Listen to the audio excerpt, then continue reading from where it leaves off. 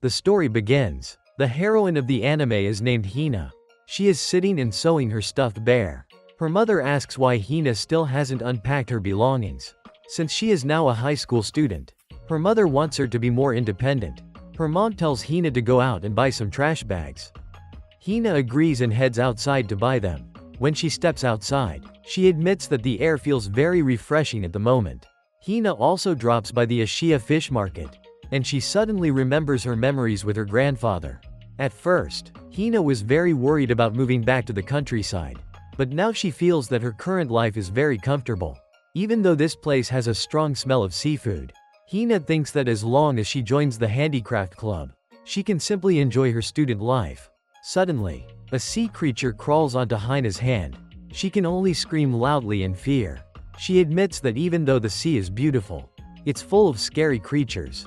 Now she's afraid she might not fit in with this place. She notices someone behaving suspiciously, so she immediately rushes toward that person. Hina thinks the girl is in trouble and wants to call an ambulance. But unexpectedly, the one who falls down is Hina herself. At this moment, the older girl finally understands why Hina came here. Because Hina thought she had heat stroke and rushed over to help. So the girl apologizes for making Hina misunderstand. She explains that she's just fishing. The senior girl is trying to untangle her fishing line, but the string seems a bit too tangled, so she thinks she might as well cut it off. Hina then asks for permission to help untangle the line. While doing so, the two continue chatting. Unexpectedly, they realize they attend the same school, so they introduce themselves to each other. Hina introduces her full name as Tsurugi Hina, and she is happy to meet her senior. The older girl introduces herself as Kuroiwa, and she's also happy to meet Hina. At this moment, Hina finally untangles the line. Hina shares that she loves handicrafts, so she is really good at entangling strings. Suddenly, Kuroiwa asks Hina if she wants to try fishing. Hina says she has never fished before, but the senior believes Hina can do it, because fishing is relatively easy. So Hina agrees to give it a try. She doesn't know whether she'll succeed or not. Kuroiwa patiently instructs Hina step by step. She says, first, just drop the bait into the water, and she tells her to slowly release the line until it sinks to the bottom. Suddenly, Hina feels the hook bump into something. The senior advises her to tug the line a few times, because if something bites the hook, the line will feel heavier. Hina follows the instructions without knowing what's happening. When she still doesn't feel anything, the senior guides her to proceed to the next step. So the two of them go through the simple fishing steps together. But Hina has no idea what she's doing anymore. Kuroiwa asks whether Hina likes the sea. Hina answers, I admit I really enjoy looking at the sea. She especially loves watching the sunset. Even though she doesn't know how to swim, they continue chatting. Suddenly, Hina feels the fishing line stop moving. It seems to be caught on something. Kuroiwa guesses that she might have caught something really big, so she tells Hina to pull it up strongly. Hearing that, Hina quickly gathers her strength and pulls the line. And then the line finally comes up. Unexpectedly, she caught an octopus on her first try. Hina feels both excited and terrified, but she's also scared of the octopus. Kuroiwa then reveals that this is an octopus fishing line. Hina begs her senior to help remove it from the hook. Kuroiwa is about to help her, when she suddenly brings up the idea of Hina joining her club. Their club currently doesn't have enough members, so the club might be shut down. At that moment, the octopus keeps crawling closer to Hina. Kuroiwa takes this chance to pressure Hina into joining the club, which makes Hina accept the request. Then Kuroiwa helps remove the octopus for her. Hina still doesn't know what kind of club she just joined. Kuroiwa says she wants to bring the octopus back to make sashimi. After returning, Kuroiwa immediately begins preparing the octopus. Hina sees it, and she faints right on the spot. When she wakes up, she finds herself in a room full of fish-related items. Kuroiwa is happy she woke up, and explains that this is the fishing club room. She also apologizes for everything. Now Hina finally realizes that this is a fishing club. Kuroiwa welcomes her to the seawall fishing club. Since their school is near the sea, fishing is essential, and there are many other activities too. Hina admits that she knows nothing about fish, and has never touched a live fish before. But the senior believes she will get used to it. She shows Hina how she gutted the octopus. Hina faints again at the sight. And then the next day, the opening ceremony finally arrives. All the students of Amino High School welcome the new school year. The principal gives a speech before the ceremony begins. Hina still remembers that Kuroiwa asked her to come to the opening ceremony. After class, she has to go to the club. Clearly, she doesn't want to go at all. Her classmates are also talking about that strange seawall fishing club. Hina keeps looking toward the handicraft club and imagining things. She thinks about quitting the seawall club, but she knows Kuroiwa won't let her leave easily. And so Hina still goes there as promised. But at this moment, no one else is there. She decides to take out her sewing needle. She finishes stitching the shirt and stuffs the heart inside. Then she sees someone in school uniform fishing nearby. That girl is incredibly skilled at casting the fishing rod. Hina walks over and tries talking to her. The girl recognizes Hina immediately and runs to hug her. She says she has known Hina since before and asks how she has been. She reminds Hina that they haven't seen each other since elementary school. Hina still cannot remember who she is. Another bug suddenly clings onto Hina's hand. She again looks around desperately for help. The girl laughs, saying Hina hasn't changed at all. She's still scared of insects just like before. She brings up the time they caught cicadas together. Hina still doesn't remember anything. The girl continues recalling old stories. She lifts a lock of hair on her head as a clue to remind Hina. And finally, Hina realizes it's Natsumi. The two chat and catch up after so many years apart. Natsumi is shocked that Hina joined the fishing club. A tall girl suddenly appears. That's the giant-sized Ono senpai. Hina is introduced to her as well. Kuroiwa arrives right afterward. Everyone keeps talking loudly and excitedly. Then they all head inside together. Kuroiwa still acts very strange in Hina's eyes. Hina intends to talk about quitting the club. But Kuroiwa quickly suggests that everyone should introduce themselves again. Each member takes turns sharing their name once more. Natsumi introduces Hina for her. Because she knows Hina used to visit this place every summer. The two of them used to be very close friends. Natsumi says she is happy they can go to the same school again. She believes it must be fate. Hina then learns that the club only has 4 members including herself. Kuroiwa wants everyone to try their best to have fun together. Hina finally says she actually came to ask about quitting. Because she knows nothing about fishing. Kuroiwa apologizes for forcing her to join. But she insists that their meeting must be destiny. She asks Hina to at least try fishing with everyone once.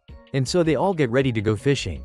Hina is still scared, but the members believe everything will be fine. The weather is also beautiful today. Perfect for Hina's first fishing trip. Hina is still nervous and wants to finish quickly so she can go home. The group prepares their equipment. Hina wonders why everyone wears school uniforms to go fishing.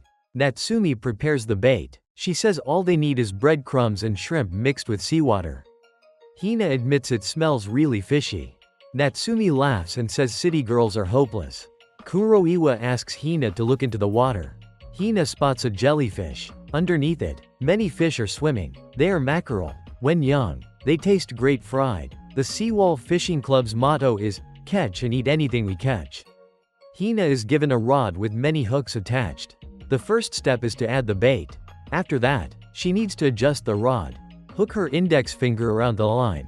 Then pull the loop part upward. And don't release the line too early. Then she drops the line into the water. After it reaches the bottom, she flips the loop back and reels it tight. The fish start gathering around. And of course, they begin biting the hooks.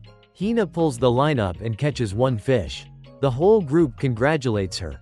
She gets to look at the fish closely in her hands. She is told to put the fish into the icebox immediately after catching it.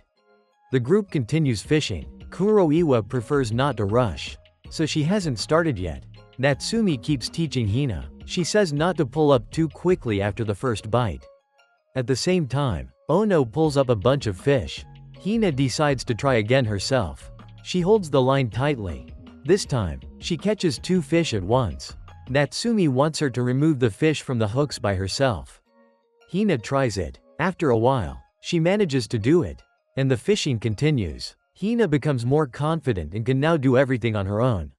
More and more fish are caught. By the end of the day, they have a huge haul. Ono also fries the fish on the spot for everyone to eat. This type of fish can be eaten with the bones. Hina tries one. She says it tastes unbelievably good. The group keeps enjoying the freshly fried fish together. Kuroiwa asks Hina how she feels about fishing. Hina admits it's an amazing experience. It's finally time for the group to clean up.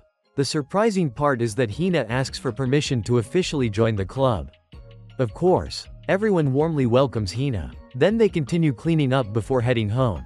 Hina once again gets scared by all the little sea bugs. She returns home after a long and tiring day. Her mother is surprised to see the big batch of fish she caught. Hina admits that she has joined the fishing club. Her mother is shocked because she thought Hina joined the handicraft club. But she still respects her daughter's decision. She even wants Hina to catch lots of fish to bring home for the family. All the fish have already been cleaned and prepared. Hina says her senior taught her how to fry them with vinegar seasoning for amazing flavor. Her father returns from work and asks about the seawall fishing club. He says it brings back memories. Because the club has existed since his school days. It was founded when the school first opened. And it has always attracted some very eccentric people. Hina admits it still feels that way now. Then she heads off to shower and get ready for dinner with her family. Her parents are still worried about her adjusting to her new life. And then a new day begins. Early in the morning, Hina bikes to school. Natsumi races at full speed to catch up with her. Hina tells her that her mom fried some fish for lunch. So she's really looking forward to lunchtime. The two of them agree to swap food with each other. Hina still remembers the thrill of catching fish yesterday. Natsumi says once you taste it, you'll never stop wanting more. The two happily head to school together. When they reach the classrooms, they go their separate ways. Today, Hina has a physical fitness test in her class. As expected, she performs terribly in every event. She can't reach the average score in any category. By lunchtime, she has no energy left. Natsumi shares a bite with her to help her recover. Hina gives some of her food in return. They enjoy lunch together. Both agree that everything tastes amazing. They promise to try their best at the club today. Then it's time to head back. Hina is exhausted because the club is so far away. After a while, the two finally arrive. Kuroiwa has already arrived before them. They enter the room and greet their senior. She says she came early just to take a nap. Hina asks what they are going to fish today. But Kuroiwa isn't interested today and just wants to lie down. She only wants to sleep comfortably. Hina feels like she was foolish for expecting anything. But suddenly Kuroiwa remembers something. She takes out a pile of tangled fishing reels. She asks the two of them to help untangle the mess. Natsumi thinks going fishing with Hina would make more sense. She believes Hina misunderstood something. Because this is actually a club tradition. New members must untangle the fishing lines. This ritual is extremely delicate and important. Every member has done it. Natsumi tells Hina not to take it too seriously. But since this is Hina's hobby, she decides to stay and do it. Without another word, she starts working. In just 1 minute and 30 seconds, she surpasses her own limits. But the inner tangled lines make her less confident. Natsumi suggests opening the reel completely. So they open it and begin cleaning it. Because seawater causes rust, it has to be cleaned often. After a while, the two finish all the work. Kuroiwa praises both of them for doing a great job. Ono finally arrives. She says she just finished her duties at school. Kuroiwa asks permission to leave early because she feels exhausted. Ono sees all the reels cleaned and untangled. She knows immediately that Kuroiwa made the new members do it. And the truth is exposed. There is no such tradition at all. Natsumi knew right away it was a prank. Kuroiwa just wanted to fully take advantage of Hina's talent. Hina wants to know whether her senior really intended that. And then she is given her own rod and fishing reel. It is a gift of appreciation for working so hard. Natsumi wants a gift too. But she gets ignored. Hina thanks her senior once again. Kuroiwa also promises to teach Hina some basic fishing techniques. The first one is casting the line. It's how you throw the hook or bait toward the spot you aim for. Natsumi believes Hina can do it, comparing it to throwing a ball in PE class. Hearing that, Hina is sure she's doomed. She then takes out her sewing needle again. She finishes stitching the shirt and stuffs the heart inside. The members give her lots of encouragement so she can regain confidence and calm down. Then it's time for the whole group to head out to fish. Ono Senpai becomes her instructor. First, she must look behind her to make sure no one is standing there. Next, open the reel and prepare the line. Let out about 40 centimeters of loose line. Then get into position. Aim carefully at the target spot. Adjust body weight. And finally, cast the line. Hina admits her senior looks incredibly cool. Ono also wants Hina to try it herself. So Hina follows the instructions step by step, whispering the guidance to herself while doing it. Then she casts the rod. But unexpectedly, the line hooks onto Natsumi's skirt. Natsumi is understandably annoyed. Ono wants Hina to aim at the 11 o'clock direction when casting. Instructions continue non-stop, but Hina can't understand anything and feels overwhelmed. So Kuroiwa decides to explain again from the beginning. She says to hold the rod between the middle finger and ring finger. Don't use strength when casting. Let the bend of the rod generate the power. Then simply cast it gently. Imagine releasing the line when the fingers pass the ear. This time, even Natsumi joins in and admits Kuroiwa really looks like a club president.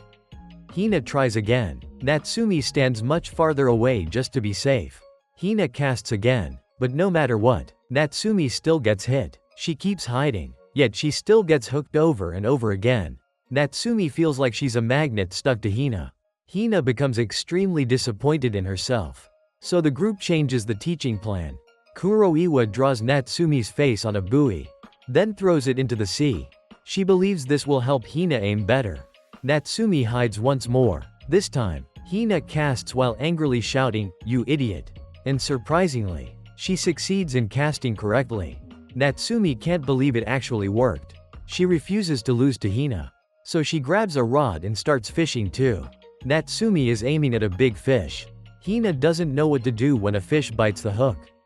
Ono reminds her that her line doesn't even have a hook on it. So the group simply continues relaxing together. Time passes, and it soon becomes evening. Kuroiwa thinks they should stop for today. But Natsumi wants to fish a little longer. Right as she says that, her rod gets a bite. She struggles for a moment, but the fish slips away. Hina guesses it was a sea bass. She says it looked terrifying. Ono notices how scared Hina is of big fish. So she lies and says sea bass are very gentle. Kuroiwa also helps stop Natsumi from revealing the truth. The group heads back home together. Kuroiwa says that tomorrow they will go fishing for flathead fish. Natsumi shows Hina a picture so she knows what it looks like. Hina sees the picture and becomes terrified again. The truth is, she was tricked. Natsumi thinks this is karma for hitting her with the fishing rod earlier. When Hina returns home, she goes online to research flathead fish. After reading all the information, it's time to look at the pictures. She gathers her courage and looks. She surprisingly doesn't feel scared. She admits the fish actually has a pretty funny looking face. Luckily, it's not as terrifying as the fish Natsumi showed her. She believes that as long as it's not huge, everything will be fine. Her father walks in to talk to her. Seeing her studying fish, he hopes she can catch some for him to enjoy with drinks. The next day, the whole group gathers again. Today, they will fish at Kamegahama. It's a beach area. Flathead fish usually live buried in sand. But around this area, it's mostly rocks, so there won't be any here. Based on her research, Hina knows they hide in the sand and ambush smaller fish. Today, the equipment they need is quite a lot. Kuroiwa solves this by bringing a special pulling cart. It's known as the King of the Sea. All the gear is loaded up and ready. Kuroiwa tells Hina to take good care of her fishing rod. Everything is set. The group is determined and sets off again. After traveling for a while, they finally arrive. Everyone starts preparing once more. The beach here is incredibly beautiful. Natsumi mentions she and Hina used to come here to play. Then they head to the main fishing spot. Kuroiwa explains the method for catching this fish again. First, the bait used is a soft lure. It's a type of rubber bait that imitates small fish. People also call it the worm. It will be attached to a special type of hook. Kuroiwa continues showing the process. And just like that, it's done. She then teaches how to drag the lure across the sand. She uses her hand as an example of the sandy floor. When the bait touches the bottom, pull it up slightly, then drop it down again, and repeat the motion over and over. Eventually, the fish will appear and snap at the lure. Hina receives her hook. She still doesn't know how to tie the bait onto it. Natsumi volunteers immediately. She begins teaching Hina step by step. First, thread the line and wrap it to secure the hook. Use a bit of saliva to tighten the knot and make it stronger. Then cut off the excess line, and it's done. Hina also manages to do it. To her, it feels just like threading sewing string. Natsumi explains that this is called a knot. Then comes the part where they attach the bait.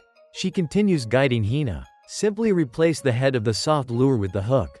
Then push the hook into the center of the bait. Hina tries her best, and she succeeds beautifully. She is determined to keep the promise she made to her father.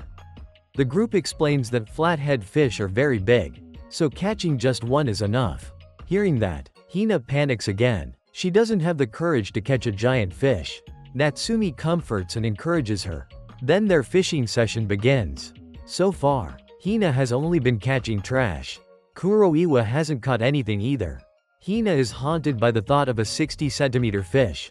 She doesn't dare catch anything that big. Natsumi and Ono share the same fate. After all, flathead fish are extremely difficult to catch. Natsumi is determined to catch a bigger one than Hina. But she ends up catching a pile of trash. She decides to move to another spot. Kuroiwa tells Hina this is called running fishing. Sometimes, it's surprisingly effective. Hina wonders why her senior doesn't seem to care about whether she catches fish. Kuroiwa explains that catching something is nice, but that's not the true purpose of fishing for her. Hina continues pulling up trash and feels disappointed.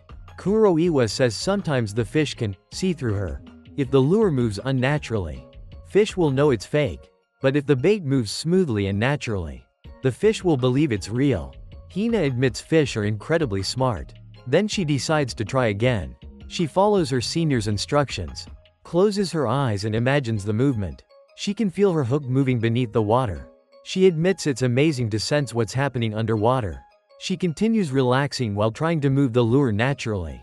She has to make it look like a real living creature. Then she feels something. She pulls the rod immediately. But it's still just trash. Even so, she is determined to catch a flathead fish no matter what. But again and again, she only pulls up random junk. After 77 tries and 49 failures, Hina gathers a whole pile of trash. She still refuses to give up.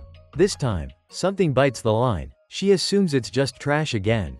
But suddenly, she gets dragged forward. Kuroiwa rushes over to help her. She tells Hina to calm down and handle it slowly. Natsumi notices that Hina actually hooked a fish. Hina keeps trying with all her strength. Kuroiwa confirms it's a flathead fish. And not just that, it's a big one. Everyone cheers and encourages her. Hina uses all her might to pull it up, but she gets pulled back in the opposite direction. Fortunately, Ono steps in just in time to help. And at last, the fish is pulled all the way in. Kuroiwa continues instructing her step by step. Then they finally manage to bring it out successfully. The whole group celebrates her achievement. Hina is overwhelmed and terrified. She scolds the dumb fish for daring to drag her toward the sea. The whole group can't stop laughing at the situation. Their fishing day comes to an end. Hina is the only one who caught a fish. She still hasn't recovered from catching something so big. Everything is now ready for processing. Kuroiwa wants Hina to fillet the fish herself, because she's the one who caught it. Of course, she can't do it, so Ono will take over the cutting. In return, Hina still has to handle the fish afterward. This is the responsibility of the one who caught it. When she hears, "handle it," she realizes it means, "kill it," and she panics. Ono begins instructing her on how to handle the fish. Hina tries her best to follow the directions, but she doesn't have the courage to do it. Everyone keeps telling her to hurry up. She takes a deep breath and finally does it. The flathead fish feast begins. But Hina is still traumatized by the earlier scene. As the one who caught it, she is given the first bite.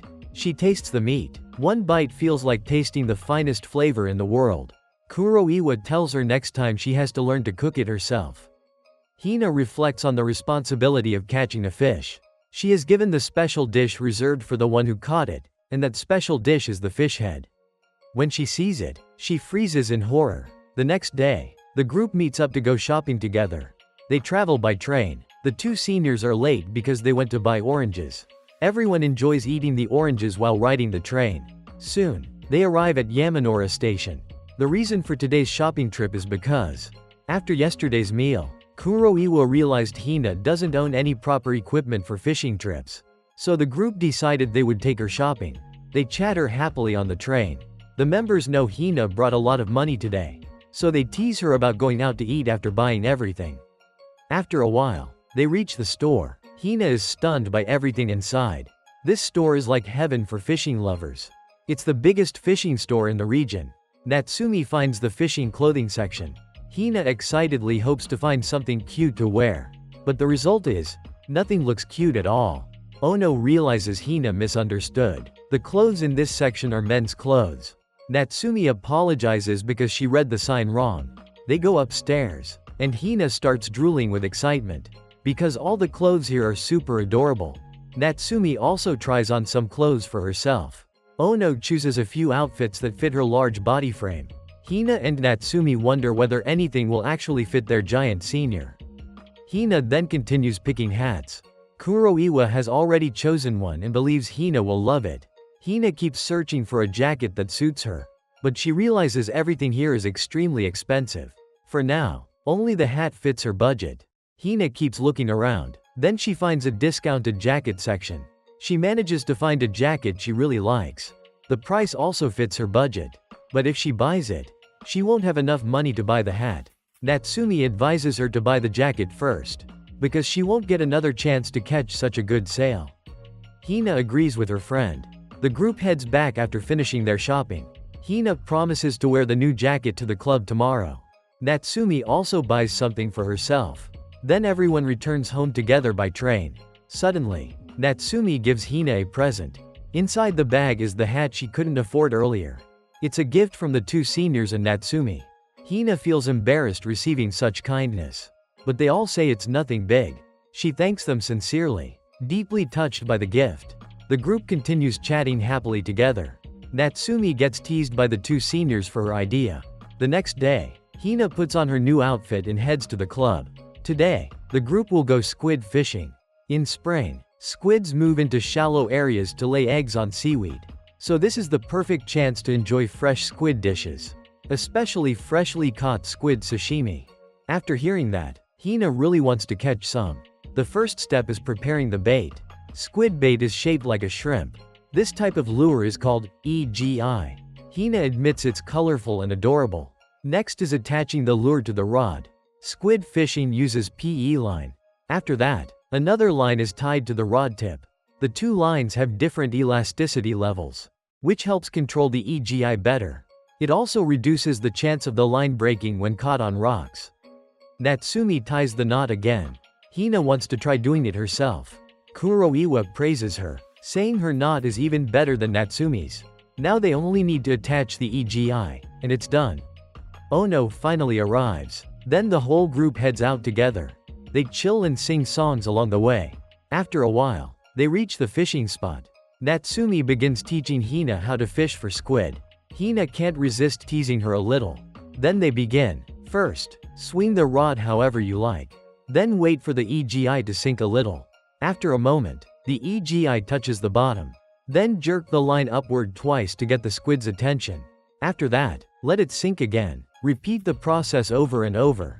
Squid usually strike the EGI right after it sinks. Natsumi feels something bite, but because she tied the knot poorly, the EGI snaps off. Still, Hina now understands how squid fishing works. Natsumi gets another EGI. She is still determined not to lose to Hina. The group continues chilling while fishing for squid. Hina thinks she caught one but ends up losing another EGI. Now only 3 EGI remain. They continue anyway. Natsumi and Kuroiwa start feeling sleepy because they haven't caught anything. Time passes, and it becomes late afternoon. The group still hasn't caught a single squid. Kuroiwa thinks they should stop for today. Suddenly, Natsumi spots a big squid. She wants Hina to lure it with the EGI. The two of them immediately team up. But the squid still doesn't pay attention. They decide they need help from their two seniors. Ono immediately uses her own technique. Right after that, the squid reacts to the lure. And soon enough, it gets hooked. Hina rushes over, ready to scoop it up. And they succeed. It's a pretty large bigfin reef squid. Just as Hina gets closer to look at it, it sprays ink all over her jacket. Luckily, her jacket is waterproof. Then it's time to process the squid. Of course, Ono handles it skillfully. Hina admits her senior's technique is truly impressive. And the group enjoys another delicious seafood dinner together. The person who caught it always gets the first bite. And it tastes absolutely amazing. Hina promises she will definitely catch one herself next time. That's how she experiences another full day of squid fishing. A new day begins. Early in the morning, Kuroiwa bikes to school. She wonders what they should fish for today.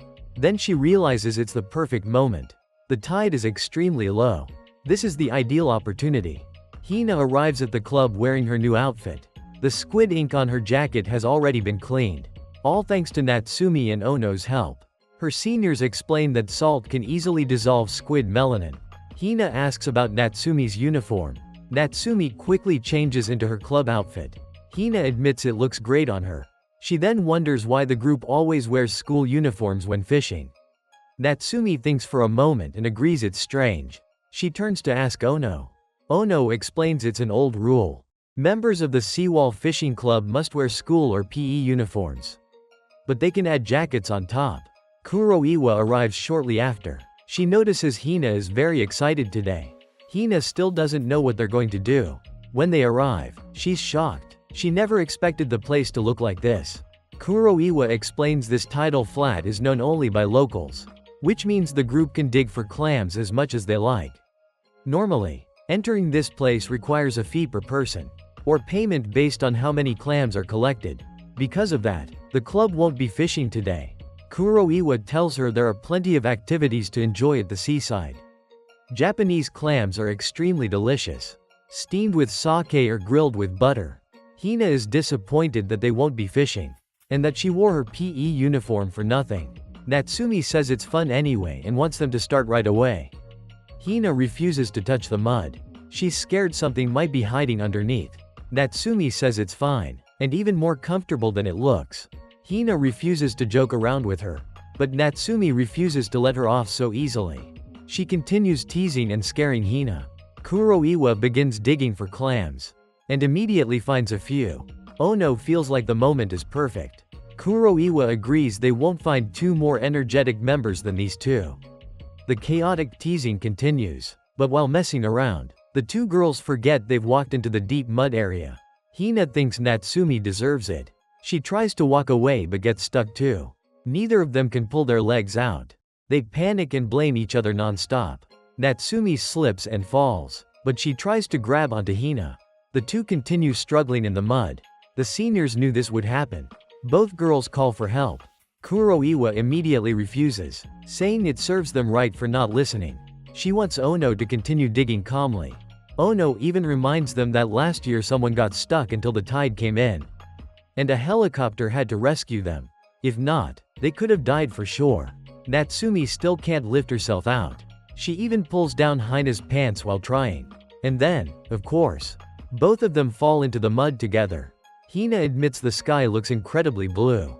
The two of them return together, but their clothes are muddy from head to toe.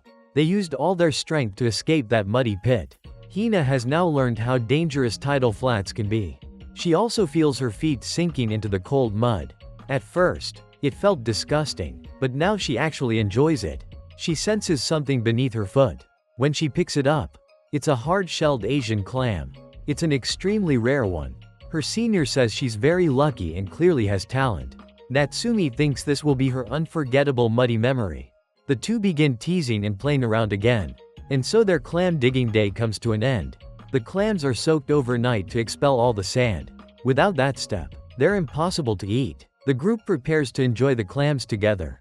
Just as Kuroiwa tells the juniors to wash the clams, they hear a vehicle arriving. The two immediately hide all the clams. The person visiting the club is the advisor. She asks about the club's recent activities. She introduces herself to Hina and Natsumi. Her name is Katani Sayaka, advisor of the Seawall Fishing Club and also the school nurse. Natsumi and Hina introduce themselves in return. Both sides get along pleasantly. Hina feels she's a really nice person. She came today to check on the new members, and to announce that the school has approved the club's request. Kuroiwa thanks her sincerely. Hina and Natsumi wonder what request she's talking about. The teacher asks what the group has been fishing lately. Kuroiwa bluntly says, "We haven't fished at all." She shifts her questioning toward Ono. Ono looks extremely nervous. Katani notices something behind Ono. She checks and discovers the hidden pile of clams. She assumes the group is planning to eat them right now. Hina guesses they're not allowed to eat inside the club room. Katani says that's unfair, because she wants to eat with them too. Kuroiwa says her job is done and she can leave.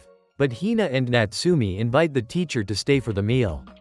Katani decides to buy supplies and start a clam feast immediately. Kuroiwa gives up and leaves everything to her juniors. First thing Katani does is buy beer. And she cracks open a few cans right away. She says it tastes absolutely heavenly. Kuroiwa explains to her juniors that their advisor is addicted to beer. And that she gets drunk easily. Katani calls the two girls over. Meaning they now have to take responsibility. Hina and Natsumi become the two cute little attendants serving their teacher. The group continues joking and chatting. Hina asks why she became the club advisor. Katani frankly says it's because this club provides endless free drinking snacks. And honestly, nothing beats that. Ono finishes cooking the clams. Inside, the group keeps talking and laughing. The advisor is the star of all conversations. Hina still worries about today's club activity. But Katani doesn't care. She just raises her can and drinks 100%. She says that counts as completing the club activity. She also asked locals for permission to leave her bike overnight. So tonight they can party freely and go home early in the morning. The food is finally ready. The whole group enjoys the delicious clams together. The advisor casually takes the first bite. But no one complains. Hina gets to try the clams too. As expected, they taste amazing. The advisor keeps drinking and eating non-stop. Within 1 minute and 30 seconds, all beer and food disappear. Then she switches into chaotic drunk mode. She cries while thanking Ono for always cooking delicious meals for her. Hina and Natsumi can't believe what they're seeing. They never imagined their advisor was this chaotic. After a while, Katani falls asleep on the floor. Hina never expected the club advisor to be like this. Now the group finally has some quiet space to talk. The group still has a few clams left to grill. They enjoy the delicious grilled clam meat together. After a while, the rare Asian clam opens its shell. Ono adds a little soy sauce on top. The aroma is irresistible. Its meat is even thicker than Japanese clams. Hina feels embarrassed eating it alone in front of everyone. But they don't blame her, she's the one who caught it. Hina gets ready to taste it. But before she can take a bite, the advisor snatches it away. She admits it tastes unbelievably good. She thanks everyone for the meal and leaves. Kuroiwa forgets to mention that the advisor sleeps easily and wakes up instantly. Hina freezes again in disbelief. The next day, the advisor returns. Today, she wants to eat fried baby mackerel. The group is confused. She explains it's the season for mackerel. And she suddenly remembered she hadn't eaten any yet. Kuroiwa suspects she just wants to drink alcohol again and refuses. The advisor promises she won't drink beer in the club anymore. She opens her wallet, empty like the Sahara Desert. She begs the group to host a mackerel dinner tonight. She begs until Kuroiwa finally gives in. Hina doesn't understand why her senior is giving her that sly fox-like stare. The rule Kuroiwa sets is that the advisor is not allowed to drink beer. The advisor then drives Natsumi and Hina out. Since they're out of bait, Kuroiwa tells her to buy shrimp and breadcrumbs at Takoijiya. The two juniors must go buy the supplies with her. Today they will visit the store the club often goes to for bait. After traveling for a while, they arrive. Natsumi tells Hina not to be shocked when she meets the owner. The shop owner is a bald uncle. He is quite close to Natsumi. The uncle is surprised to meet Hina.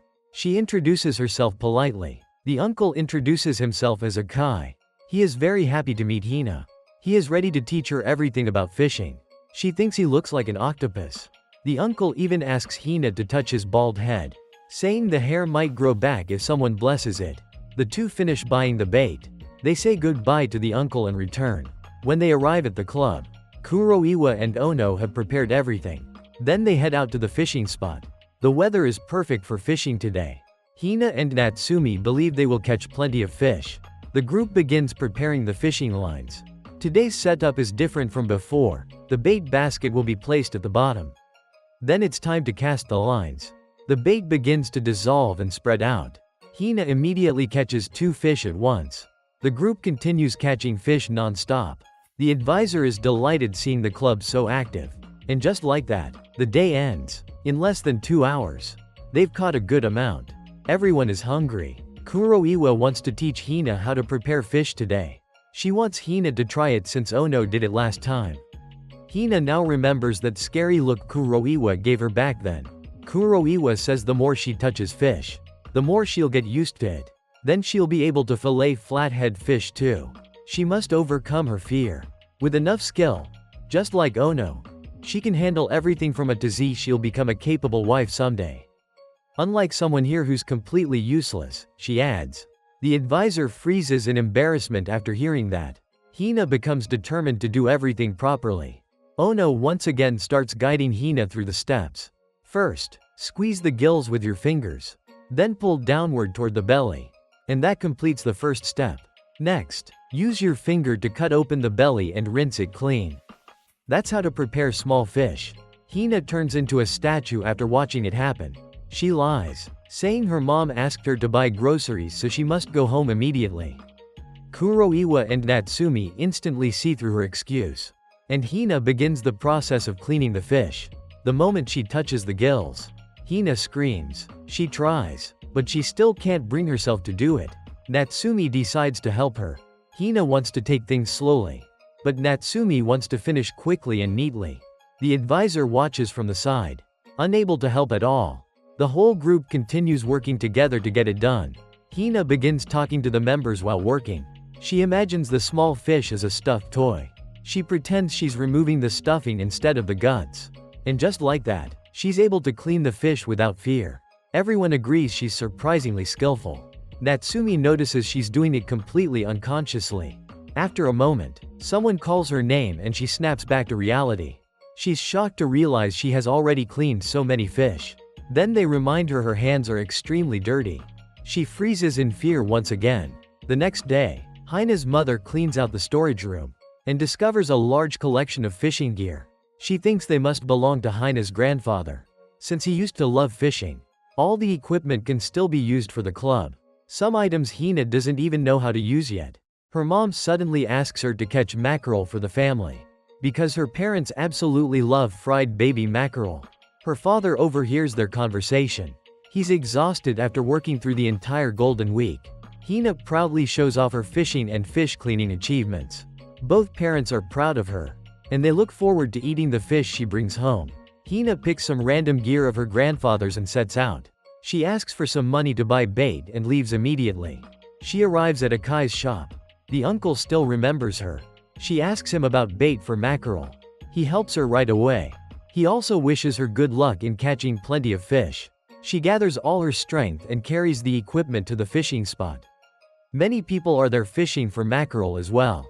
Hina plans to catch a ton of fish to impress Natsumi. She begins the process. The bait she bought is much more convenient than the club's bait. As soon as she drops the feed basket, many fish swarm around. Hina is thrilled and waits eagerly. But unexpectedly, they all swim away. She has no idea why and tries again. But the same thing happens. Frustrated, she vows to catch these annoying mackerel no matter what. Her bait becomes less and less. After a lot of effort, she finally hooks one, but it escapes before she can pull it up. Hina feels defeated and doesn't know what she's doing wrong. She receives a call from Natsumi. Hina tells her she went fishing alone. She apologizes for going without her. Natsumi hangs up immediately. 1 minute and 30 seconds later, she shows up in person.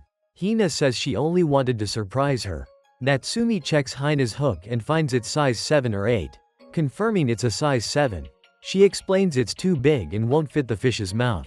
She hands Hina a new hook to replace it. She also explains Hina's rod is actually for octopus fishing. It's stiff and doesn't bend, while mackerel have soft mouths, so the hook must absorb some force to prevent tearing their mouths. Natsumi wants Hina to try using her rod instead. Hina casts again, and immediately catches 3 fish at once. She apologizes for doubting Natsumi. Then comes the issue that she can't open the fish. Natsumi guides her once again, and she does it easily this time. The two fish together until evening and catch a large haul. Hina admits she never thinks about anything while fishing. Natsumi comforts her, saying she'll learn a lot from her mistakes. Every day brings something interesting. No matter what happens, fishing is still the most fun. The two head home and part ways. Hina promises herself she will improve even more. She carries the whole batch of fish home but has no strength left. A new day begins. Natsumi and Hina chat outside the clubroom.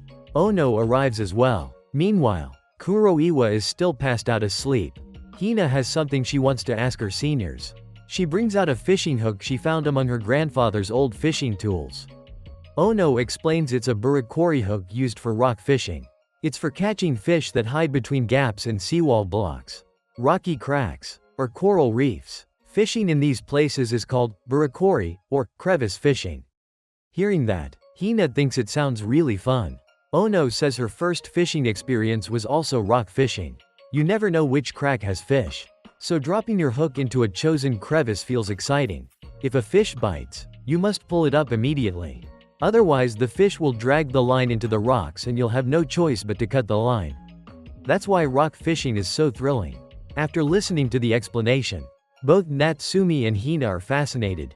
Ono concludes simply, rock fishing is super fun.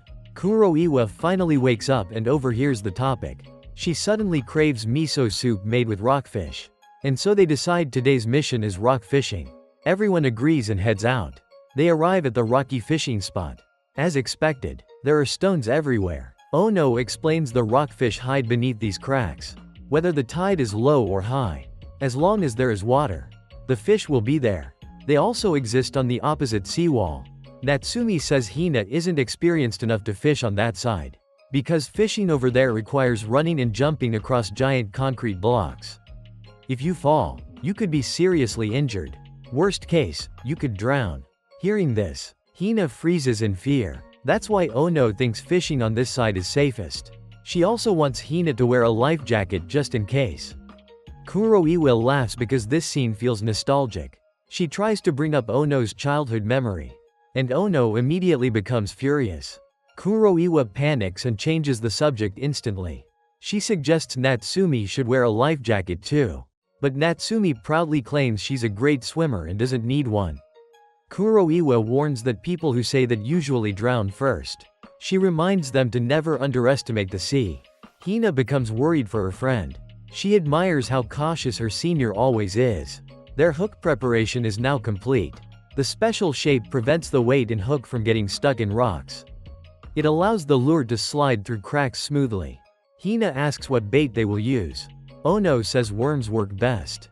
Natsumi immediately pulls up a worm picture to scare Hina. Hina freezes in fear once more. She thinks maybe going home to her mom is the safest choice. Ono tells her to calm down. Today they'll be using shredded squid as bait instead. Hina and Natsumi finish baiting their hooks. Hina is determined to start fishing right away. She chooses a spot and is confident fish are there. After the bait reaches the bottom, she jiggles the rod to lure fish. Hina feels nothing. Ono says if fish are in the crevice, they'll bite instantly. So Hina decides to switch spots. She says waiting for a bite is strangely exciting. But after a long time, she still hasn't caught anything. Ono thinks the fish may have all been caught during the holiday season. Because crevice fish populations are limited, she advises Hina to drop her hook into cracks near the seawall wall. People often overlook those spots. Rockfish love those tight gaps. But they're very difficult to aim into. Hina gives it a try. She's good at threading needles. After all, and she successfully drops the hook into the tiny opening. Surprisingly, a fish bites immediately. Ono tells Hina to stay calm and handle it slowly. And the fish is pulled up successfully. Everyone congratulates her. Hina has no idea what kind of fish it is. Natsumi tells her it's a grouper. Hina is thrilled that she managed to catch it. She admits it looks way cuter than the flathead fish. She has no idea how to remove the hook. Luckily, Natsumi stops her just in time before she hurts her hand. Hina doesn't know how to take the hook out properly. Natsumi continues guiding her. She says, just hold its mouth like this with one finger. Hina hesitates because she has to touch its mouth. Natsumi assures her she can do it. She says the fish definitely won't bite. Hina gathers all her courage and tries. Despite trembling, she manages to do it. Natsumi takes the chance to snap a photo of her. Then they successfully put the fish into the bag. Seeing how scared she is, Kuroiwa gives her a pair of fish gripping tongs. Hina protests loudly, why didn't they give her these earlier? By the afternoon, each member has caught one fish. Ono asks Hina how her fishing experience was today. She says groupers pull much harder than mackerel. She really enjoyed it and wants to try this style again. Ono warns her to always be careful with rock fishing. It can get extremely dangerous. The two juniors assume their senior must have had a scary past experience. Kuroiwa wants Ono to tell the full story. So Ono shares it. The first time she went rock fishing with her dad. She was overly excited and lost her focus. She slipped and fell headfirst. Luckily, her father saved her. Since then, she always wears a life jacket. Kuroiwa exposes her. Ono still doesn't know how to swim. Ono becomes extremely embarrassed. The juniors finally understand and agree with Kuroiwa. A new day begins. The rainy season has started. Hina still tries to invite Natsumi to go fishing. But Natsumi says they should stay home and study for midterms. Hina suddenly realizes she totally forgot about exams. She hasn't studied at all. Natsumi can't believe she skipped club activities all rainy season for nothing. She suggests they study together tomorrow. Hina worries whether she'll be able to keep up. Natsumi proudly shows off her good grades. She says if Hina doesn't want to study, she'll just study alone. The next day, Hina arrives at Natsumi's house. No one seems to be home at first. Natsumi greets customers while wearing glasses today. Natsumi's mother is delighted to see Hina again. She says Hina has grown so much. But Hina can't remember any of the old memories. Her mother keeps bringing up things from the past. Hina gives her the gift her own mother prepared. Natsumi's mom wants to hear all about Hina's life. But Natsumi quickly drags Hina upstairs. Hina finally remembers the moment they reunited. She admits Natsumi and her mom look very alike. Hina enters Natsumi's room. Her younger brother is out playing today. Hina is amazed by how stylish the room is. Then they sit down and chat, reminiscing about old times. After a while, they start studying together. But Hina understands absolutely nothing. Natsumi continues explaining and tutoring her. Eventually, Hina manages to solve the questions. They get called downstairs for lunch. Since Natsumi's family runs a restaurant, the food is amazing. Natsumi proudly declares her mother's pasta is the best. Hina tries it, and it's absolutely delicious. She thanks them again for the meal. The two continue studying afterward. Hours pass, and both of them are exhausted. So they take a break and talk again. Natsumi checks the weather and is certain it will rain tomorrow. She accidentally picks up Hina's stuffed fish toy. Hina unzips its belly to show her. This is how Hina practices getting used to touching fish. Now Natsumi understands why Hina got obsessed with it and forgot to study. The two keep chatting and teasing each other happily. Natsumi also wants to make a stuffed fish like that. Hina promises she'll teach her how to make one tomorrow. The two of them promise to do their best on the upcoming exams. Natsumi remembers a video of someone fishing with yarn. They watch it and agree it looks extremely fun. So they decide they'll try fishing with yarn someday. And tonight's dinner will be grouper miso soup. After school the next day, the sky is still rainy. Kuroiwa hasn't messaged at all. So the club probably won't go fishing today. Both girls really want to go fishing. Hina misses the excitement of catching something.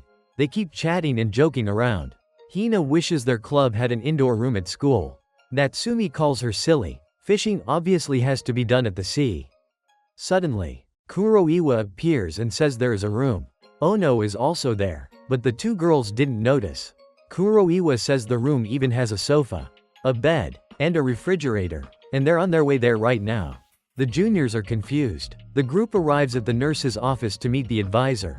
This room, surprisingly, is their club's storage space. All their gear is kept in here.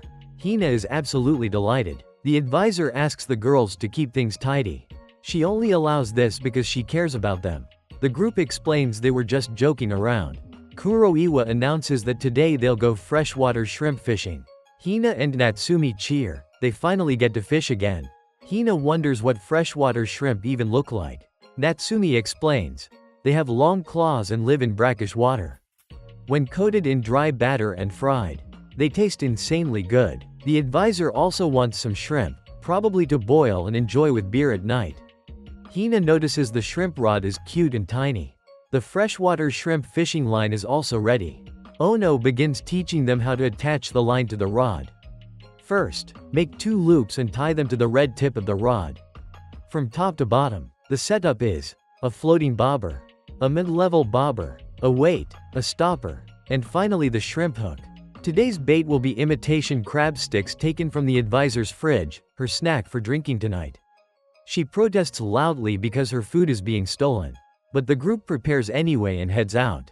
Their fishing spot is a small river nearby, only 5 minutes away on foot.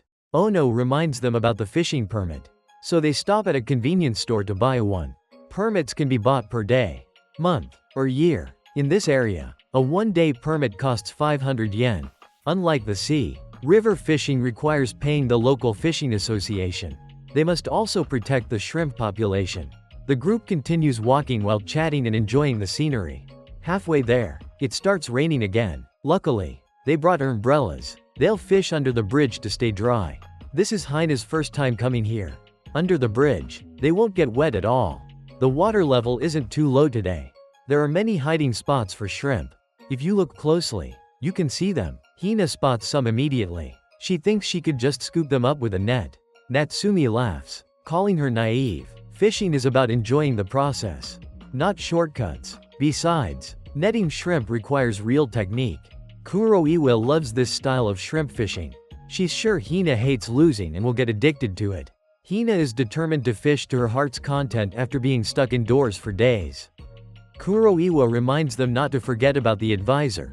If they don't bring her shrimp, she'll definitely cause trouble. After a while, Hina's expectations crumble. The shrimp keeps stealing her bait. It's because she's pulling the rod either too fast or too slow. But she absolutely refuses to admit defeat. This time, she's determined to catch those shrimp no matter what. Earlier, Kuroiwa taught her how to bait with crab sticks. Then she showed her how to fish for shrimp by watching carefully and lowering the bait slowly. After a while, a shrimp appears. All she has to do now is wait for it to bite the bait. Slowly and gently, that's the key. Hina tries right away. The shrimp pulls at her bait. But when she lifts the rod, she fails again. Natsumi tells her to wait until the shrimp bites deep enough to catch the hook. Each member has their own timing for when they pull the rod. Hina gets her bait stolen again. Everyone else keeps catching shrimp non-stop. Her situation repeats over and over again. Seeing the shrimp but not being able to catch them only frustrates her more. Kuroiwa advises her to pause for a moment when she feels weight on the line. Hina tries again following that advice. The shrimp takes the bait once more. Her seniors continue guiding her calmly. This time, she successfully catches her first shrimp. Everyone congratulates her. She starts bragging to the shrimp instead of putting it in the bucket. And she ends up dropping it back into the water. After that, Hina begins catching shrimp easily. But she's still afraid of touching them with her bare hands. Kuroiwa gives her gloves and tells her to use tongs to remove the hook. The group continues relaxing and fishing together under the rain. Hina even catches a shrimp carrying eggs. Kuroiwa says such shrimp must be released so they can lay eggs and keep next year's population alive. The rain grows heavier, so the group heads back. Freshwater shrimp can't be eaten immediately. They must purge the dirt and sand first. So they'll enjoy them tomorrow. Kuroiwa updates the advisor that they caught a lot of shrimp. The advisor rushes over immediately to pick them up. The next day, the shrimp feast begins. Ono serves as the head chef as usual, with her top-tier cooking skills. After 81 inches steps, the dishes are ready. The group enjoys grilled shrimp together. Truly a seasonal delicacy of the rainy season. The advisor tries to negotiate for permission to drink beer, but everyone refuses because they fear her drunken chaos. The next day, basic first aid class ends. Hina is exhausted from using her godly skills too much. Next up is swimming class. The two greet Ono, but she looks completely lifeless. The advisor calls the group over. She wants them to meet her at the pool after school, especially Ono, who must practice until then. Natsumi finally remembers that their senior can't swim. The two juniors immediately comfort and encourage her. Soon, the whole club is ready at the swimming pool.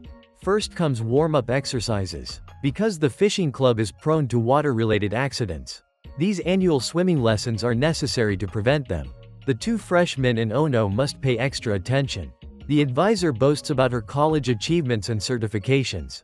Then she jumps into the pool first. Kuroiwa demonstrates the technique. She dives in and floats on her back. The advisor says floating on your back is all they need to master today. She explains every step carefully. Lie on your back. Spread your arms and legs. Tilt your head back with your chin up and chest raised. Take a deep breath. Then breathe shallowly to keep air in your lungs and stay afloat. She insists it sounds complicated but is actually easy once you try. Kuroiwa ends up falling asleep in the water. The group splits into pairs to practice. Of course, Ono is too scared to even get into the pool, even though the water is shallow enough to stand, and she's wearing 2 giant life jackets. Hina, despite not knowing how to swim either, remains calm, but she still wouldn't dare enter deep water like the sea. Hina begins her practice. With help from the advisor and Natsumi, she manages to float easily. Next is Natsumi's turn. She also manages to do it easily. Meanwhile, Ono still can't calm herself down. The advisor continues teaching the group how to save someone using pool kickboards. Ono doesn't think twice and immediately clings to one. Just hugging it to her chest helps her float better. Even an ice cooler will work. The advisor says. Kuroiwa still doesn't understand why Ono never improves. The advisor proudly says she has plenty of patience left. She has even prepared self-inflating life belts. The entire group is equipped and ready. Wearing one feels like wearing nothing at all. Last time, the club didn't have enough funds, but now they can finally provide proper equipment. From now on, everyone must wear it during fishing trips. Hina wonders how it actually works. The advisor explains clearly. Inside is an automatic inflator connected to a water sensor. When someone falls into the water, the belt inflates instantly, but hearing it isn't the same as seeing it. The advisor wants Ono to demonstrate. Ono gets nervous the moment she hears her name. Soon, everyone is ready for the test. Ono trembles non-stop, imagining herself drowning. Then she jumps straight into the advisor instead of the pool. The belt activates and inflates immediately. Ono floats effortlessly on the surface. The members are amazed, it works perfectly. The advisor, however, got knocked underwater. Natsumi thinks the whole thing is hilarious. The group all jumps into the pool next, causing the advisor to sink again. She becomes furious, claiming she told them the belts only work once, and they only have 1 spare cartridge left. The group must now pay for 3 replacement cartridges, 3 pieces for 6,000 yen. And just like that, the rainy season ends. The group prepares to go fishing again. The replacement cartridges arrive just in time. Because of the constant rain, the seawater is murky today. Ono says murky water actually has many advantages. Fish can still smell bait easily, and they won't be able to see the group clearly. Rockfish will also come out to feed today, so they won't even need to drop bait into the cracks. As soon as she finishes speaking, Ono catches one immediately. The group continues their relaxing fishing time. Today is also quite sunny. Hina catches a fish, but it's too small, so she releases it. Suddenly, she faces a bird. It steals her fish and flies away. It's a heron, nicknamed the Bandit. They often approach fishermen to steal their catch. Hina despises it instantly. The group continues fishing. Hina catches another small fish, releases it again, and the same heron steals it again. Hina angrily trash talks it. She is extremely annoyed by that bird. Suddenly, she notices its leg is tangled in fishing line. One of its toes is even missing. Kuroiwa knows many careless fishermen leave trash behind, causing wildlife to get injured. The bird was lucky to lose only a few toes. Hina wants to help remove the fishing line, but her senior says it's wild, catching it will be difficult. Kuroiwa loses interest in fishing after seeing that. She tells the group they should clean up trash instead. The group immediately starts collecting garbage to protect the environment. And another day comes to an end. The group walks home together. At home, Hina is still haunted by the bird's injured foot. She never knew wild birds suffered because of discarded fishing lines. So she contacts Kuroiwa. The next day, their rescue mission begins. Hina speaks her feelings in front of the group again. She feels incredibly sorry for those birds. She even sheds crocodile tears. And so the whole group sets out to begin their rescue plan. First, Hina will catch a fish to use as bait. As expected, the bird appears immediately. She pretends she caught something to lure it in. Her acting is terrible, but the bird still comes to steal the fish. Natsumi successfully grabs both of its legs. Ono and Kuroiwa rush in to help restrain it. Finally, they capture the bird safely. Hina quickly cuts off the fishing line tangled around its foot. And everything is resolved. Hina tells the bird to fly far away and never get tangled again. But the next day, when they go fishing, it returns. Hina is furious at the stubborn bird. Summer arrives in the blink of an eye. Hina asks her senior what they'll fish for today. Kuroiwa thinks it's too hot and wants to skip. But Hina still wants to fish for something. Kuroiwa suggests she just go catch mackerel again. But that thrill of mackerel fishing no longer excites her. She wants to try catching something that fights harder. Natsumi suggests they fish for sea bass today. She describes the process. It's super thrilling and dramatic. Hina still doesn't understand, so her senior explains again. Sea bass in Japanese is called Suzuki. It's a famous species that can grow over 1 meter long. Hearing that it's even bigger than the flathead, Hina panics immediately. Kuroiwa thinks for a moment, then smiles mischievously at Hina. She decides today they'll use hand rods with floating bobbers. Natsumi has never fished with a hand rod before either. They'll still be catching mackerel, but with a completely different setup. Everyone prepares and sets off. They arrive at the fishing spot. The hand rods and lines are ready. Hina again receives guidance from her seniors on how to bait the hook. The group shares plenty of fun moments together, and soon the fishing begins. First, they scatter lots of chum to gather the fish. Today's bait is fresh shrimp, Hina's specialty. Remove the tail and hook it from bottom to top to hide the hook. The bobber must be adjusted according to the fishing depth. That's the fun of bobber fishing. Hina is extremely excited as soon as she starts. Her bobber begins to move.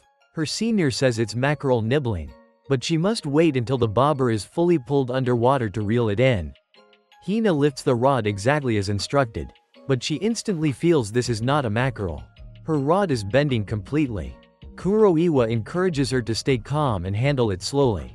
When the fish finally appears, despite the strong pull, it's just a tiny mackerel. Kuroiwa explains once more how hand rods work. That's why it felt so heavy. Hina admits it was really fun. She suspects her senior has some secret plan. But things seem normal so far. Yet with Kuroiwa, nothing is ever simple. Hina continues fishing. Her bobber signals again. The feeling of lifting the rod is too addictive. Kuroiwa continues guiding her, telling her she can tell if there's a catch just by watching the rod's movement. Natsumi catches a wrasse. Hina admits its colors are stunning. Ono explains more details about the species. It's released because it's too small. Hina continues trying different types of fish as instructed. The challenge is to catch 5 different species. Next, Hina catches a black sea bass, then a juvenile yellowfin, and the 5th one is a pufferfish. Hina says it looks adorable, but Natsumi warns her not to be fooled. Its teeth are sharp enough to cut fishing lines. And it's poisonous, so it can't be eaten. Hina releases it immediately. After releasing it, she doesn't catch another fish for a long time. Natsumi gets bored and switches to sea bass fishing. Hina continues fishing while chatting with her senior. As the sun sets, all the fish disappear, because small fish have to hide so they don't get eaten by the big ones. The 1 hour before and after sunrise or sunset is called the golden hour, the time when big fish hunt small fish. Natsumi arrives and wants everyone to look at something. It's the sunset, huge and bright red on the horizon. Hina thinks today is already perfect like this. But Kuroiwa tells her the main event is just beginning. She adjusts Hina's bobber and fishing line, telling her they'll be catching mackerel here. Hina thinks mackerel are too common already, but she continues anyway. Immediately, something bites the bait. The pulling force is so strong Hina can't even lift the rod. Her senior tells her the fish will get tired soon. Just raise the rod slowly and steadily. Hina uses every ounce of strength to fight the fish. And eventually it runs out of stamina before she does. Ono scoops it up. It's a massive mackerel. At this time of day, they swim from offshore to hunt smaller fish. Hina finally realizes she was tricked again. She removes the hook from her catch, looks proudly at what she caught, and can't contain her excitement. That night the group heads home. The reason is, Hina fainted just from snapping the fish's neck. Seeing the fish blood made her blood pressure drop immediately. After returning to the club room she feels much better. Today the group had a huge haul of big mackerels, all caught while Hina was unconscious. They begin preparing the fish. Ono is still the main chef, skillfully working while teaching her juniors. Her technique is on another level entirely. In just a moment she produces 3 perfect fillets. Then it's Hina's turn. She repeats the same old routine, and enters her plush toy mode. Imagining the fish as a stuffed animal so she can process it without fear. She manages to cut the fish. Though the fillets aren't exactly beautiful, Ono adds a finishing touch, and suddenly it becomes a proper dish. The group continues preparing all the remaining fish to grill the next day. Suddenly, the club advisor arrives. She's thrilled to see they caught so many fish. And so, the next day's barbecue begins. Everyone is ready. The advisor also arrives, bringing a mountain of supplies with her. She bought plenty of drinks for herself and the group, besides orange juice and tea. Everything else is beer. She even brought a smoked grill cooker. The feast is fully and carefully prepared. The group starts cooking the fish, and the barbecue officially begins. Everyone agrees, it's insanely delicious. The next day, they continue fishing mackerel with hand rods. Hina is feeling chill as always. Suddenly, she hooks something, but when she pulls it up, it isn't a mackerel. Natsumi warns her, it's dangerous. This is a rabbitfish, and all its fins are venomous. Just looking at it makes Hina feel pain. Kuroiwa asks what the two have caught. When she hears it's rabbitfish, she wants to eat it. Natsumi tried it before and says it tastes like nothing. So they decide to release it. Kuroiwa protests fiercely. Ono arrives just in time, and is immediately tasked with explaining how good rabbitfish actually is. Soon after, Hina catches another one. Ono explains that as long as it's prepared correctly, it's delicious. First, remove the head, then use a towel to tear open its belly. Its guts smell extremely strong and must be removed immediately. Once processed, the dish is complete. Natsumi admits it no longer smells fishy at all. The two taste it together, and agree it's surprisingly delicious. Hina returns home and proudly shows her dad today's catch. Her father doesn't even know how delicious rabbitfish can be, so she explains everything to him right away. Her mother has already prepared dinner, with a whole selection of dishes made from fish. Hina also gets to try whiting given by the neighbors next door. She eats it and immediately agrees, it's absolutely amazing. The next day, she eagerly suggests going fishing for whiting with the club, but everyone reacts in horror at the idea. Hina insists she can definitely catch tons of whiting. The group still refuses. Something's wrong here. The bait for whiting is insanely expensive, and the bait is marine worms. Of course, Hina's soul jumps out of her body right away. Yet she dares to say she'll actively participate. Compared to lugworms, marine worms are thinner and longer, and when you cut them, they release a smell whiting absolutely loves. Her senior wants her to touch it a little. Even Uncle Akai hears the commotion from outside the store. Hina quickly tattles about the situation. He asks why she's so scared of them. Knowing her fear, he shows her a fake marine worm instead. With this, she won't need to touch the real ones. Hina still thinks it looks too realistic, but she chooses to use it anyway. Kuroiwa agrees. Hina can decide for herself. Today, she wants Hina to buy all the necessary gear alone, so she can learn to be independent. Hina accepts the challenge and starts choosing equipment, only to be overwhelmed by the endless options. Her senior suggests she ask the shopkeeper. Uncle Akai is ready to help her with everything. First question: what fish does she want to catch? Whiting. For that, she'll need a light surf casting setup. He asks Hina which depth whiting live at. Naturally, she doesn't know. He explains they're called the Queen of the Sea. Perfect for tempura. They're around 20 centimeters long and often ride waves close to shore. So just a short cast is enough to reach them. The sinker helps keep the line stable and prevents tangles during the cast. Size 8 or size 10 sinkers are ideal. For hooks, use size 6, a special shape made specifically for whiting. With that, everything is prepared. Kuroiwa still buys a little real marine worm for herself. Natsumi wonders if artificial bait can really catch fish. Hina is sure it can. The group waves goodbye to Uncle Akai. They return to the club to prepare their gear again, then set off toward the beach using the Queen of the Sea. Soon, they arrive at the fishing spot. Kuroiwa walks barefoot straight into the water, and the whole group begins chilling together immediately. As always, Ono refuses to step into the water. They get distracted playing around and forget the real reason they came. Eventually, they begin preparing to fish. Hina completes her light casting setup. Everyone is ready to catch whiting. Hina is still scared of the bait. Even though it's fake, it doesn't even smell like anything. But she still refuses to touch it with her bare hands. Still, she forces herself to take it out. Ono reminds her to hook the artificial worm like when they fished for flathead. Leave about 1 centimeter hanging out and trim the excess. Hina follows the instructions successfully. She proudly shows Natsumi, but Natsumi is making bait using real marine worms. Hina immediately drops everything and runs for her life. After that, the teaching session continues. The method is similar to fishing for flathead. Reel in once every 3 seconds. Kuroiwa patiently explains every tiny detail. Just as she finishes her sentence, a fish nibbles her bait.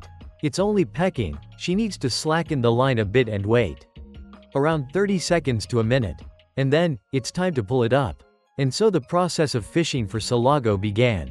The senior still didn't know whether Hina's fake bait would work or not. And then it was her turn to try. She followed exactly what her senior instructed. But she immediately failed with her very first cast. She instantly tried again right away. But the result was still terrible. And then she tried 9 times 9. 81 attempts. Swinging the rod too much made her arm unable to endure anymore. But she still refused to give up. She was also a bit sad because no fish were biting, while the other members kept catching fish non-stop. Hina realized maybe the fake bait wasn't working, and she herself didn't dare use real bait. Natsumi over here also knew clearly that fake bait wouldn't work. She felt her friend looked really pitiful. Kuroiwa senpai wanted Hina to realize her own problem by herself. She wanted to see how far Hina could push herself. If she endured until now, of course she would give Hina some advice. And then after a while, it was time to head back. Hina was utterly disappointed for not catching anything. She also saw how everyone else caught so many fish. She admitted that using fake bait really couldn't catch anything. Then she started sulking to herself. She gave up and went home to her mother just to be safe. Natsumi and Ono wanted Kuroiwa to intervene. Not catching fish wasn't because of the fake bait.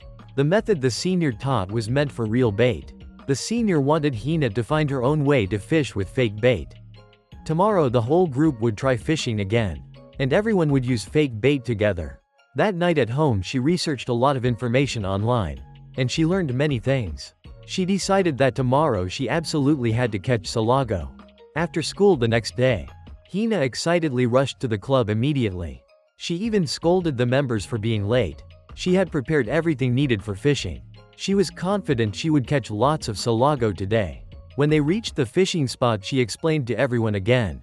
The reason she couldn't catch Salago was due to a very important difference between fake and real bait. And that difference was the movement of the bait. Salago are extremely sensitive to movement. So fake bait cannot attract them.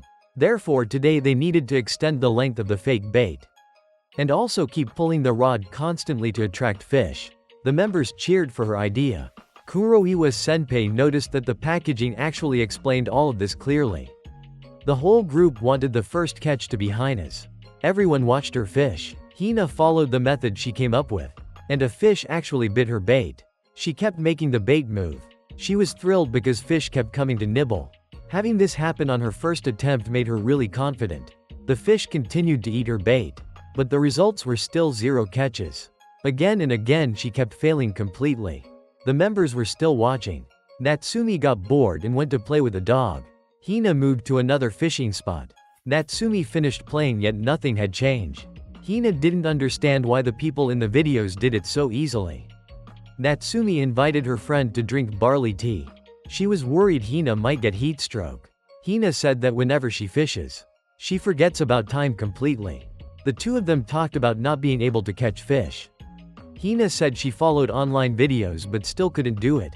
Natsumi continued comforting her gently, hoping her friend wouldn't worry too much.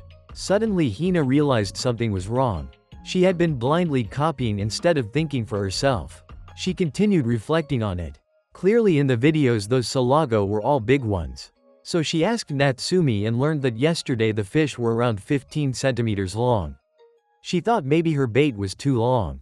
She cut off a part of it, thinking it wouldn't lose its appeal. Natsumi praised her friend for having good reasoning. Then she got embarrassed because Hina caught her reaction. Hina once again was determined to catch a fish. She cast her rod and continued trying. The fish were already following her bait. She decided to reduce the reeling speed a little. Everyone waited nervously. And then the moment finally came. She tried to stay calm and handle the situation. The fish was slowly reeled in. And she officially caught a salago. Everyone congratulated her. She celebrated and shouted loudly once again. That night the whole group had a super delicious and enticing fried salago feast. Everyone was happy because Hina found her own method and fishing style. This would be a valuable asset for each person. The senior hoped Hina would continue to grow like this. Hina still wanted to go salago fishing again the next day. Even if the senior didn't want to go, she still wanted to go alone. The whole group realized she was truly addicted. The next day was extremely hot. Natsumi and Hina played rock paper scissors to see who would open the club.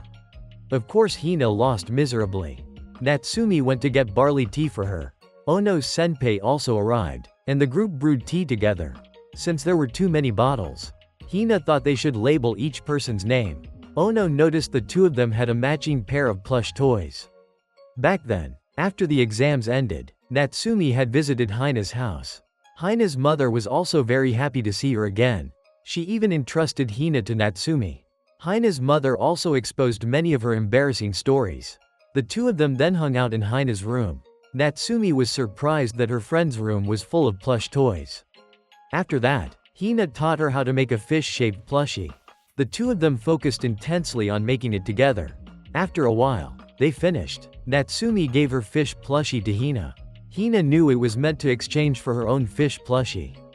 But she wasn't selfish like that. The two ended up exchanging plushies. And now they each had a matching fish pair.